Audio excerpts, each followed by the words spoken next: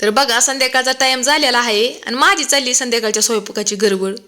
ही काय इकडं 4-5 मध्यम आकाराचं कांदा कापून मी ही काय इकडं असं परतून घेतल्यात आणि त्याच्यामध्ये एक चमचाभर जिरं पण टाकणार आहे.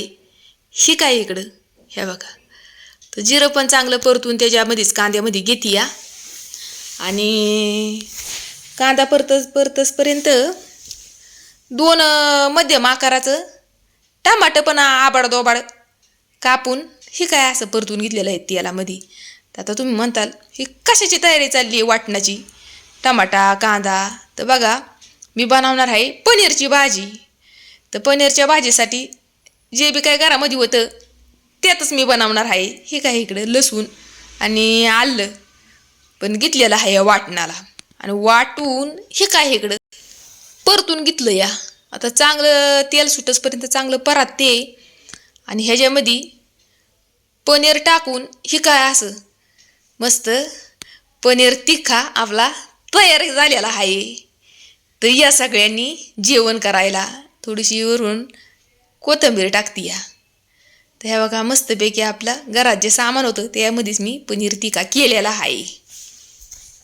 हाय सगळ्यांना. तर बघा मावशी आहे तर त्या माझा व्हिडिओ बघतात. तर त्यांच्या घरामध्ये देवी बसती. तर त्यांनी 2-3 दिवस झालं मला सांगितलं की देवीचं दर्शन घ्यायला ये. तर म्हणलं आता आवराजून जायलाच पाहिजे. तर ह्या बघा तुम्हाला पहिली देवी दाखवते. ह्या बघा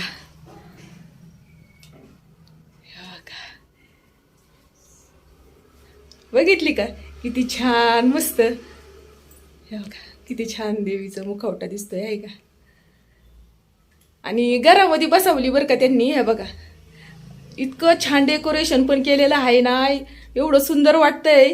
तर हे बघून ये ना मन नुसतं भरून आलं या. इतकं छान डेकोरेशन केलेलं आहे. हे बघा हे बघा खूपच छान डेकोरेशन केलेलं आहे. आणि हे काय मावशी ह्याच्यामध्ये हे काय कारंजे. हा हे बघा हे कारंजे किती सुंदर केलेलं आहे. जसं काय वाटतंय गार्डन मध्येच सगळं काही.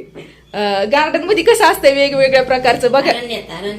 हा कबूतर आहे पोपट आहे आणि मग लई ना भारी दिसतंय. ही काय खूपच सुंदर आहे.